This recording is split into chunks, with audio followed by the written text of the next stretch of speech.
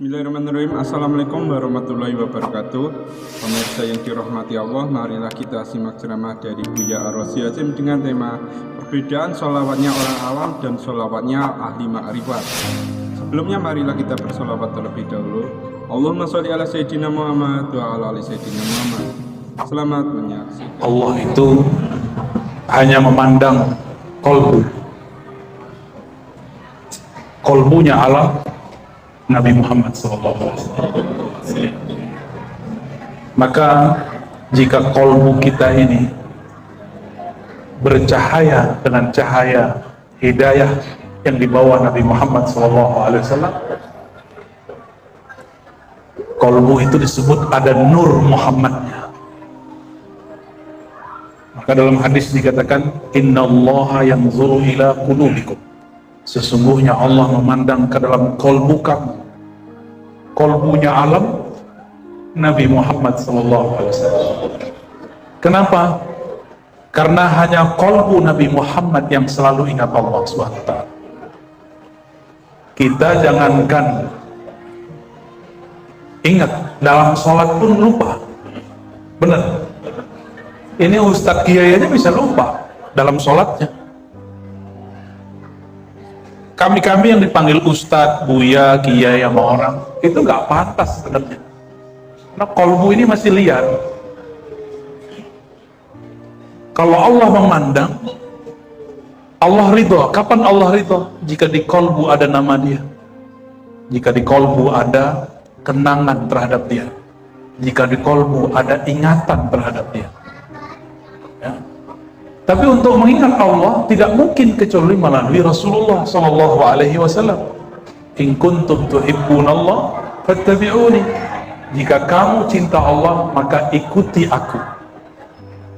Karena kita nggak layak dipandang oleh Allah, maka sebut-sebutlah nama Rasulullah. Moga-moga dengan bermaulid menyebut nama Rasulullah, berselawat kepada beliau, nama kita nyantol di kolbu beliau. Kalau nama kita nyantol di kolbu beliau, tertulis dalam kolbu beliau. Dengan apa tertulis? Setiap kali orang bersalawat, Rasulullah membalas. Jika begitu terus rutin dilakukan tiap hari, maka Allah memandang, oh di kolbu kekasihku Muhammad ada nama fulan, fulana, ada nama ini, ada nama itu. Orang inilah yang berhak dapat syafaat.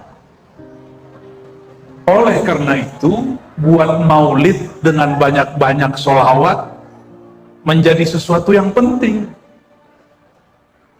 Supaya nama kita tertulis dalam daftar orang yang dijawab sholawatnya oleh Rasulullah SAW. Itu rahasia maulid sebenarnya, ya. Karena orang kalau nggak dibuat event maulid, itu jarang sekali sholawat. Kalau nggak pernah belajar zikir, dapat ijazah dari guru, nggak mau sholawat banyak-banyak. Sholawatnya pelit. Ya, cuma Jumat sekali seminggu, sekali sejumat. Giliran cari duit, berangkat pagi, pulang sore. Bahkan persoalan duitnya di bawah sholat. Giliran cinta Rasulullah, nggak dibawa mencari duit. Giliran cinta Rasulullah tidak dibawa bekerja. Gimana kita mau mengatakan saya cinta Rasulullah? Ya. Dalam sholawat aja kita sholawat untuk beli mobil. Ya. Antum sholawat supaya sembuh. Sholawat supaya sukses kerja. Sholawat supaya. Jadi kita ini nggak pantas dijawab oleh Rasulullah karena sholawatnya tidak tulus. Maka saya berharap mulai detik ini sholawat bukan karena duniawi. Jangan lagi sholawat, ya Allah, Allahumma sholli ala sayyidina Muhammad, semoga berkah sholawat sehatkan badanku. Ya Allah sehatkan. Tapi pahala sholawatnya udah hilang. Sholawat supaya rezeki lancar, Allah lancarkan. Tapi nanti kita minta, ya Rasulullah beri aku syafaat. Apa kata Rasulullah? Kan kamu sudah minta waktu di dunia. Ya Rasulullah beri aku syafaat. Dulu sholawat supaya beli mobil kan, nah dapat mobil. Pengen dapat jodoh, kasih jodoh. Pengen hati tenang, dikasih tenang. Jangan lagi sholawat yang begitu. Itu sholawat matre namanya. Tahu sholawat matre? Kalau cowok matre, cewek matre tahu ya? Dia deketin seseorang karena fulus. Banyak juga orang deketin Rasulullah karena urusan fulus. Torekot fulusiah. Ya, udahlah ya. Udah nggak laku begitu tuh sama Rasulullah SAW. Jadi kalau kita sholawat, betul-betul karena Rasulullah berhak disolawati. Gitu. Mau nggak nih, bapak-bapak ini dicintai istri karena nafkahnya? Mau nggak? Dicintai pasangan karena dibeliin rumah, dibeliin mobil, dibeliin motor? Mau nggak? Jaratun nukut itu untuk orang awam, untuk para pecinta nggak usah lagi. Ya, untuk orang awam biasa tuh. Ada seorang habib kekasih Allah supaya nih orang awam gemar sholawat dikasih ijazahnya. Tapi untuk murid yang sudah advance belum nggak kasih itu. Belum kasih sholawat yang lebih tinggi. Itu biar kayak anak kecil. Kita ini kan kalau nggak ngerti ilmu, nggak ngerti tujuan sholawat, itu kayak anak kecil. Anak kecil nggak mau ngaji kalau nggak dikasih jajan. Ya benar. Nggak mau puasa kalau nggak dikasih hadiah di akhir puasa. Kita kasih tahu ke anak-anak, Dek, kalau kamu puasa 30 hari, ntar bapak beliin sepeda. Akhirnya dia puasa karena pengen beli sepeda. Itu kejadian di anak saya. Ya. Dia ketiduran sekali, nggak bangun, saya juga ketiduran, nggak sahur, nangis. Takut nggak dibeliin sepeda, bukan karena puasanya. Kok bisa terjadi begitu?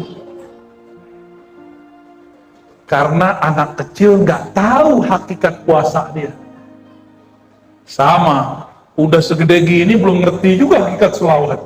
Hakikat sholawat itu cinta kepada Allah dan Rasulnya. Ya, kalau cinta bersyarat nggak? Hah? Mau nggak ibu-ibu dicintai oleh bapak-bapak ini karena warisan banyak, mau nggak? Kontrakan pintunya banyak, mau nggak? Dicintai karena mirip si dia, mau nggak? Nggak mau kan? Ya kira-kira begitulah. Rasulullah nggak rela, tapi karena orang minta dengan nama Allah, dia kasih juga. Rasulullah itu habis dipakein jubah sama orang. Lagi seneng tuh, tiba-tiba ada orang datang. Dia punya firasat, umurnya pendek. Biar kamu selamat dari mungkar nakir, kamu harus punya bau-bau Rasulullah. Firasat dia. Maka dia maju ke depan dengan tekan, wahai Rasulullah, dengan nama Allah, tolong berikan bajumu. Baju baru dipakai. Itu yang ngasih gedek nggak tuh? Yang ngasih depan dia. Sahabat ini tahu Rasulullah tidak pernah menolak orang yang meminta. Ibu bapak kalau minta baju saya nggak kasih, kan saya bukan Rasulullah. Ada yang minta gamis saya dulu, tahu modus. Gamis kita kasih, tahu minta lagi, ujung-ujung pulus. Kalau mahabbah bener, minta aja. Maka semenjak saat itu, saya ngasih karena memang saya pengen ngasih. Kadang saya bawa rida, kasih pertanyaan, dia bisa jawab, saya kasih. Ya. Nggak mau ketipu lagi kita, ya. Kita kan bukan Rasul, jadi nggak ada masalah. Kalau saya Rasul baru ada orang minta kasih semua. Tiba-tiba Rasulullah mengatakan, baik, diam. Ditenangin sahabat Rasulullah yang pengen marah kepada orang yang minta. Termasuk dia ngasih tadi. Kan setelah dia ngasih, bukan hak dia lagi. Ya, bukan hak dia lagi. Maka Nabi bilang, ya sudah, tunggu aku sebentar. Itu Nabi diam sejenak. Sebenarnya beliau sedang mendoakan jubahnya. Maka beliau ingin menghargai orang yang ngasih, beliau pakai sebentar. Biar sampai hajat orang yang memberi. Lengketlah bau keringat beliau di baju, di jubah. Baru dikasih. Tiba-tiba orang itu disidang. Setelah Nabi pulang itu orang disidang. Kamu ini kurang ajar ya. Rasulullah baru seneng pakai jubah, kok udah berani minta? Apa kata dia? Matanya berlinang-linang. Aku meminta karena aku merasa umurku tidak panjang. Dan aku ingin dikafani dengan baju yang dipakai oleh Rasulullah SAW. Itu cara orang jatuh cinta tuh begitu aneh-aneh. Kalau saya nggak kuat ya. Dan Rasulullah ikutin mainnya orang itu. Karena Rasulullah sumber semua cinta, maka beliau bisa menerima cinta orang begitu. Kalau saya nggak kuat sih, Pak. Ya, nggak kuat kita. Rasulullah masuk ke Batha, itu tangannya diperebutkan. Kalau saya nggak kuat, lelah saya langsung capek langsung. Karena itu kan ngambil berkah. Saya kan bukan sahibul barakah. Kalau Rasulullah sumbernya berkah. Tangannya ada yang kedapatan tangan Nabi, jari Nabi nggak kedapatan punggung Nabi. Disentuh aja mereka. Dan Nabi membiarkan karena beliau sahibul barakah. Kekuatan beliau 40 laki-laki biasa. Saya nggak sampai, Pak. Guru-guru kita nggak nyampe. Nabi begitu. Cara orang cinta. Nabi SAW lagi ngajar begini, tiba-tiba batuknya berdahak. Corona belum ada. Nabi meludah, itu ludahnya diambil. Sahabat kemudian usapkan di mukanya. Hadis Sahih Bukhari, hadis Sahih. Kalau tabarruk itu syirik, maka Imam Bukhari syirik tuh. Nabi juga syirik tuh. Sahabat juga syirik tuh. Berani antum bilang Nabi dan sahabat syirik?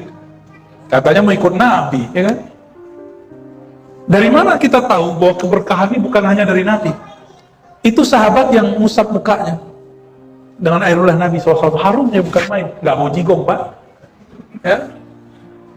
Sahabat yang nggak kedapatan, maka mereka minta izin. Mana tanganmu bekas air ulah Nabi? Saya mau cium. Dicium, Pak. Berarti keberkahan ada nempel di tangannya. Cara orang mencintai Rasulullah. Maka mencintai Nabi ruhan wa jasadan. Ruhnya itu ajarannya, kasih sayang, jasadan dan jasadnya. Maka sampai hari ini rambut Nabi masih tersimpan, sendal Nabi, terompah Nabi masih ada, jubah Nabi masih tersimpan di Turki. Ya, itu secara jasad. Ada satu lagi riwayatan, maka ahli hadis orang Betawi dulu senang ngaji, namanya musalsal kepada Syekh Yasin Al-Fadani.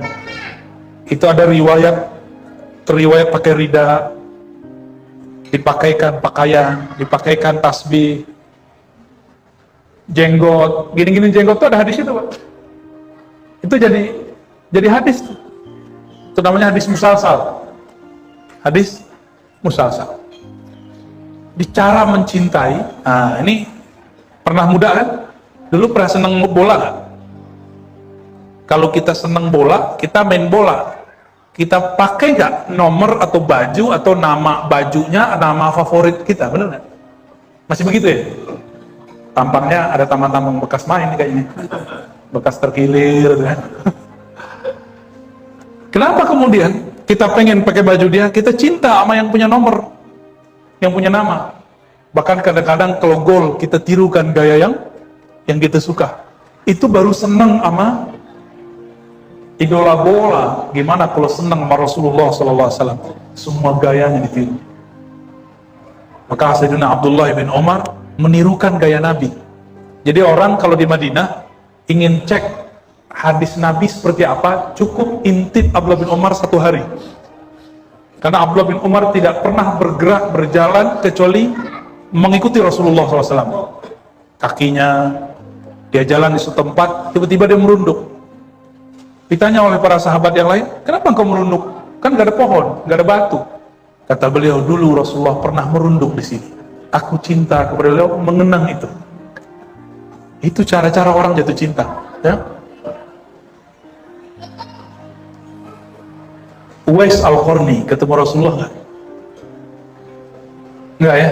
Secara fisik, rohaninya ketemu. Uwais Al-Qarni hendak bertemu Rasulullah di musim haji.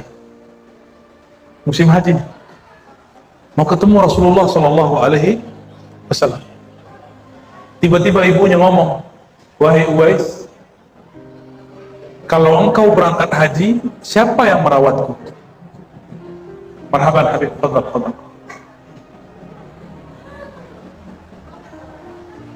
Depan dia.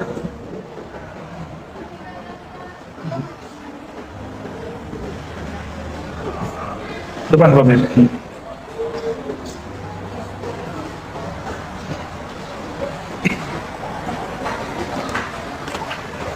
Masya Allah, marhaban, marhaban.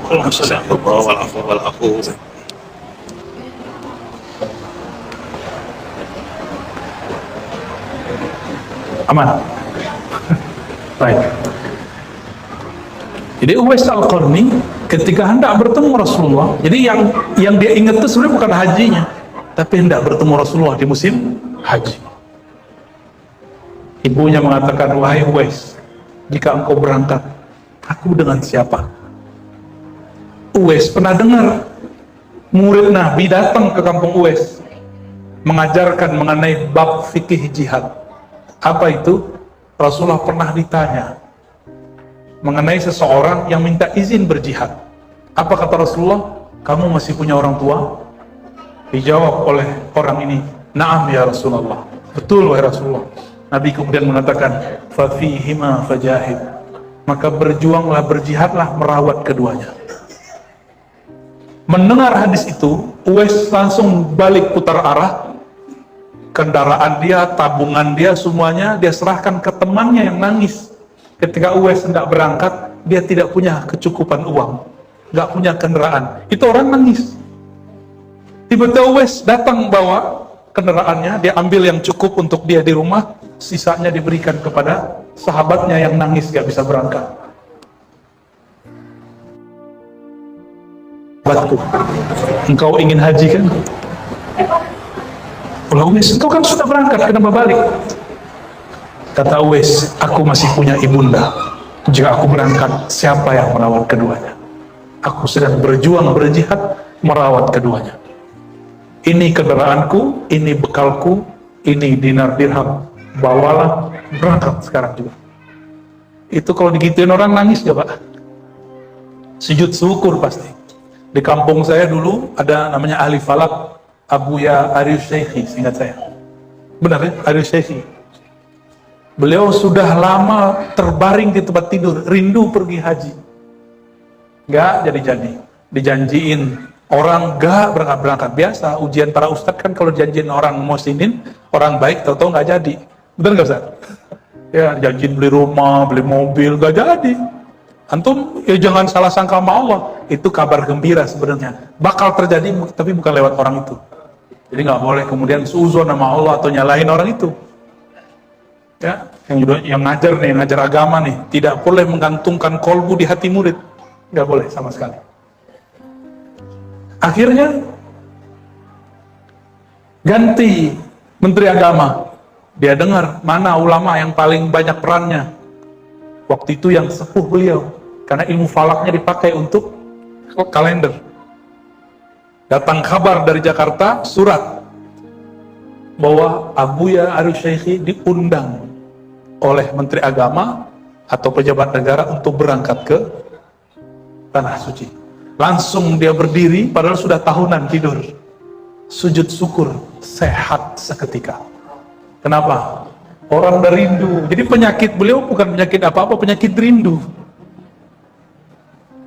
Nangis, sehat langsung. Kira-kira itu yang terjadi pada sahabatnya Uwais.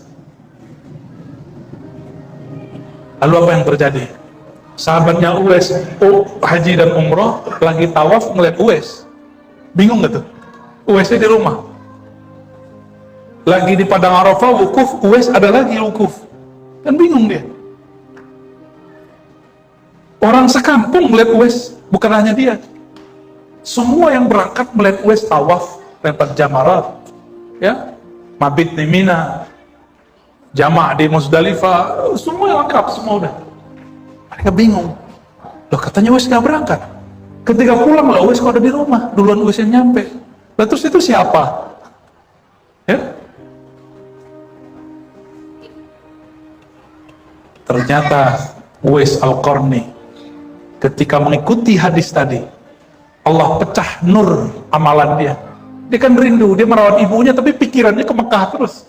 Dia merawat ibunya tapi seakan-akan dia sedang tawaf. Dia rawat, muter, ngurusin ibunya seperti dia sedang melakukan manasikul hajj. Maka nur dia itu Allah jadikan seperti dia. Rasulullah pun akhirnya mengenal dia karena Rasulullah melihat pancaran nurnya. Tapi nur itu dari siapa? Karena Uwais ikut Rasulullah SAW. Berarti nurnya dari siapa tuh? Nurnya Nabi Muhammad. Maka semua orang yang punya nur hidayah, dia adalah anak ruhaninya Nabi Muhammad SAW. Dan Nabi kenal itu. Karena Nabi kenal itu, Nabi saksikan. Nabi kemudian berpesan kepada Umar dan Ali, wahai Umar, wahai Ali, jika kamu umur panjang, nanti carilah Uwais. Umar cari, Ali cari, mintalah ampun kepada Allah lewat doanya Uwais. Ini sahabat Nabi berdua, itu wali-wali besar, disuruh minta ampun dengan doa Uwais. Kira-kira gimana tuh? Ternyata sejarahnya Umar dan Ali itu sering konflik dalam bab politik. Abu Bakar naik, diundang oleh Sayyidina Ali. Kata Umar, Abu Bakar, jangan kamu berangkat, nanti kamu dibunuh. Umar ini khawatir. Kata Abu Bakar, udah tenang, ente duduk di sini Umar, kamu diam di sini. Berangkatlah Abu Bakar. Selesai masalah. Karena Abu Bakar ini orang yang paling bisa masuk ke semua golongan. Kalau Umar agak straight, Ali pun juga sama. Nah, Bapak Ibu yang melakukan Allah, Uwais mengenang Rasulullah dalam amalnya. Abdullah bin Umar mengenang Rasulullah dengan gerakan-gerakannya. Maka Abdullah bin Umar nggak perlu maulid, karena dia setiap hari ingat Rasul. Setiap hari dia bukan hanya membaca sirah Nabi, tapi setiap hari dia mengulangi kebiasaan Nabi. Makanya sahabat gak perlu maulid. Antum tiap hari handphone, ya kan? Nonton, kerja, terus kapan ingat Nabi?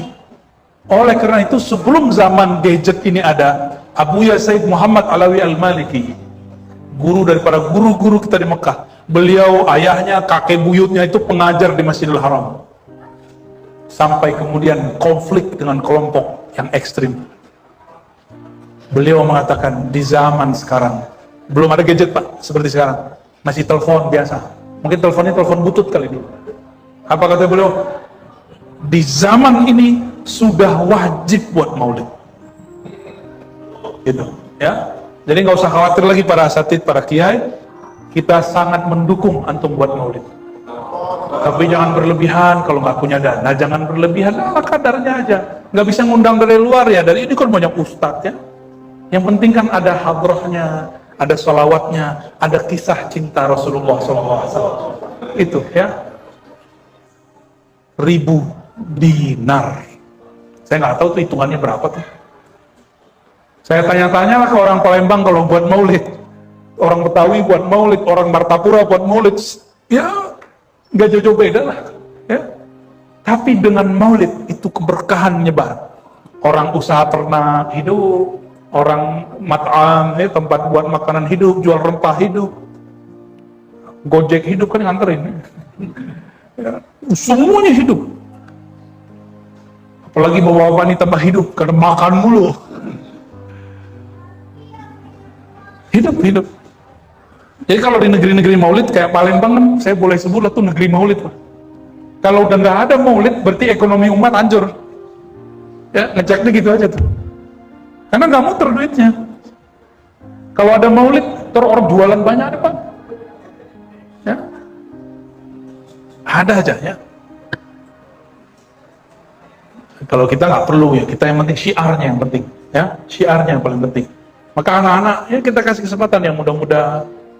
Jadi yang muda-muda nggak usah bentur-benturkan dengan orang yang ngomong maulid bid'ah, masa Rasulullah nggak ada maulid. Ya wajar, Rasulullah itu lagi ada di depan mereka, untuk apa maulid? Tapi Rasulullah kan memaulidkan dirinya dengan puasa. Substansinya kan sama. Rasulullah bermaulid untuk dirinya dengan puasa. Karena beliau sibuk ngurusin umat. Beliau tiap hari sedekah. Ya. Abu Bakar itu kalau ingat Nabi pingsan Pak. Gimana? Antum ingat Nabi? Meleleh pun tidak. bergetar pun jarang. Gimana mau cinta sama Rasul? Maka kisah Rasul wajib diceritakan ulang supaya kerinduan itu muncul. Abu Bakar tuh gak berani natap Rasulullah, gak berani dia natap Rasulullah. Yang berani natap Rasulullah kan namanya Ummu Ma'bad ya. Ummu Ma'bad itu lagi musim hijrah, Nabi terakhir hijrah. Ingat saya namanya Ummu Ma'bad. Nabi SAW kehabisan minum.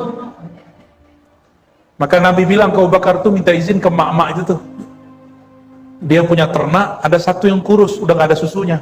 Minta izin buat kita tuh ambil susunya. Kata si Ummu Ma'bad.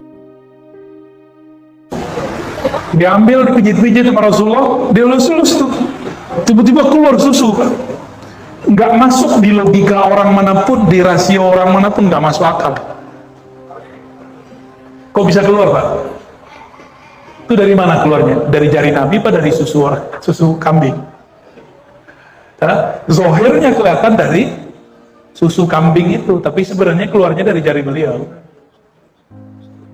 Sallallahu alaihi wasallam. Karena Nabi itu 4 jarinya itu jalur-jalur surga semua.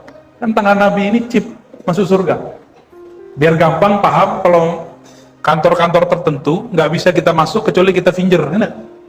Itu tangan Nabi adalah fingerprint untuk masuk surga. Makanya beliau mengatakan, di tanganku mafatihul jannah, di tanganku semua kunci-kunci surga. Saya nggak paham sampai zaman fingerprint.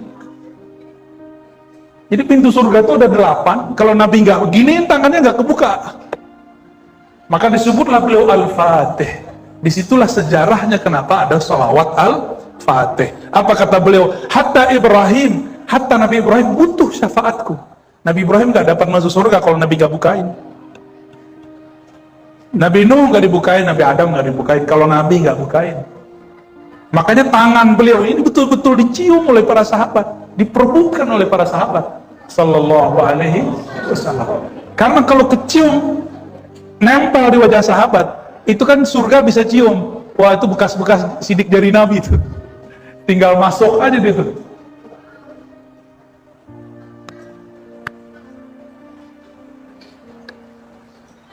Jadi di zaman sekarang, dengan kecanggihan sekarang, kita bisa jelaskan rahasia-rahasia kalam-kalam Nabi yang dulu sulit dipecahkan. Dulu sulit dipecahkan, kok bisa ya? Nabi ngomong, padahal terakhir muncul, umurnya gak sepanjang Nabi Adam secara fisik. Ternyata rahasianya itu. Nah, itu si Ummu Ma'bad heran, kok bisa keluar susu? Maka Ummu Ma'bad ini penasaran, kalau anak sekarang bilangnya kepo, atau kepo. Dilihatin siapa sih? Ternyata wajah Rasulullah SAW. Dia nggak tahu tuh wajah Rasul. Itulah satu-satunya perempuan selain istri Nabi yang berani menatap wajah Rasulullah SAW. Selebihnya nggak berani. Abu Bakar aja nggak berani. Nggak berani. Pernah lihat ada anak-anak muda nonton artis konser pingsan? Pernah lihat kan? Ya? Pingsan. Abu Bakar itu kalau ingat Nabinya pingsan, ingat wajah Nabi ya. Maka Abu Bakar itu cuma berani menceritakan serban Nabi, rambut Nabi. Kalau beliau cerita tentang wajah Nabi, nggak sanggup, Pak. Ummu Ma'bad kemudian cerita. Yang berani cerita satu lagi cucunya Hasan Hussein, itu berani cerita. Karena Sayyidina Al-Hasan, Sayyidina Al-Husain lagi sholat Nabi, dia naik-naik ya. Nabi lagi khutbah, jadi naik ke mimbar. Jadi bapak-bapak ini nggak boleh galak sama anak-anak ya. Mana berisik mau apa, itu dididik, diatur aja. Jangan dihardik. Yang menghardik anak-anak di masjid sudah melanggar sunnah Rasulullah SAW. Itu baru menghardik gimana orang ngebom, Pak. Di mananya ikut Rasul tuh. Ya? Menghardik anak kecil aja, dia nggak dapat syafaat Rasulullah SAW. Hati lah. Hati, Pak. Jadi kalau anak kecil main di masjid, syukuri. Kita berharap semoga nanti cinta kita ke masjid turun ke mereka. Syabun qalbuhu mu'allaqun fil masajid. Pemuda-pemuda yang qalbunya terkait di masjid. Senang kalau dia ke masjid. Ini ruang ini boleh anak-anak muda tidur nggak sini nih? Dulu saya waktu masih kecil saya tidur di masjid Pak, di surau. Zaman-zaman saya masih dapat tuh masa itu, kita hidupkan dulu. Nggak pulang ke rumah saya dulu. Baru belakangan bapak ibu saya pulang, walaupun jam 3 saya pulang. Tapi itu setahun lebih, kita tidur di masjid. Dulu masjidnya nggak begini, Pak, kayu. Jadi orang rematik. Kalau ini nggak masuk angin, jadi masuk angin. Bisa. Rasulullah SAW tidak perlu buat maulid, ya. Yang perlu buat maulid kita. Bisa kepencet, Pak, ya. Sahabat Nabi perlu buat maulid? Enggak juga, ya. Oh, udah habis. Ini alamat nyuruh berhenti. Dikit lagi yang 3. Kenapa Sultan Al-Muzaffar membuat tradisi maulid? Jadi yang buat tradisi maulid bukan orang Syiah. Yang kita pertahankan ini adalah amalnya Sultan Al-Adil yang bernama Al-Muzaffar. Siapa yang mengatakannya? Ulama ahli sejarah. Kemudian direkap dengan baik oleh Al-Imam Al-Hafiz Al-Mu'arrikh Al-Muhaddis As-Suyuti. Dan ini ditulis kemudian dalam satu kitab kumpulan risalah-risalah judulnya Al-Hawi. Al-Hawi. Ada di situ sudah. Sultan Al-Muzaffar, seorang Ahlussunnah, pengikut Syekh Abdul Qadir Jilani, beraqidah Asy'ariyah, bermazhab 2, Hanafiyah dan Syafi'iyah. Jadi yang kita buat sekarang ini tradisi yang hidup di zaman Syekh Abdul Qadir Jilani, maka kita hidupkan sekarang. Dan kita beruntung di negeri ini, kalau boleh saya sebut, negeri yang paling lama merayakan maulid itu Indonesia. Kalau di Timur Tengah, di Mesir misalnya, gedenya cuma 12 hari pertama. Habis itu puncaknya hari ke-12 pawai sebelum pandemi. Gak tahu di Yaman gimana, masih kayaknya, masih gede itu. Nah, tradisi itu kan dibawa oleh para habaib ke Palembang, ke Betawi, ke Banjar, ke Lombok, ke Sulawesi, ke Ambon, kemana-mana tuh. Banyak ya, sini juga ya. Antum yang bawa, Bib. Paling bid'ah antum, Bib. Jadi kita beruntung dapat agenda seperti ini. Maka nanti kalau mengundang maulid, cari ustadz yang bisa cerita. Jangan langsung hikmah maulid. Lah ceritanya kan ada. Cerita kisah dulu baru buat hikmah, ya. Maka para ustadz harus sering baca-baca sirah Nabi, harus suka baca cerita, supaya nanti dia bisa menceritakan ulang bagaimana Rasulullah SAW. Dengan begitu umat itu terhibur kembali. Jadi ternyata al-qissah, kisah-kisah itu turihul qulub, dapat merehatkan kolbu. Bener nggak? Ini kan capek nih hari ini nih, besok mau kerja. Tapi kenapa kita bisa tahan? Karena kita diceritakan kisah kekasih kita Rasulullah SAW. Yang terakhir yang mau saya sampaikan, Rasulullah SAW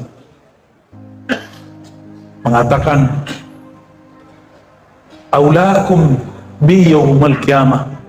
Orang yang paling utama, yang paling aku pentingkan yaumil qiyamah, hari kiamat, aktsarukum salatan alaiya, yang paling banyak membangun komunikasi denganku.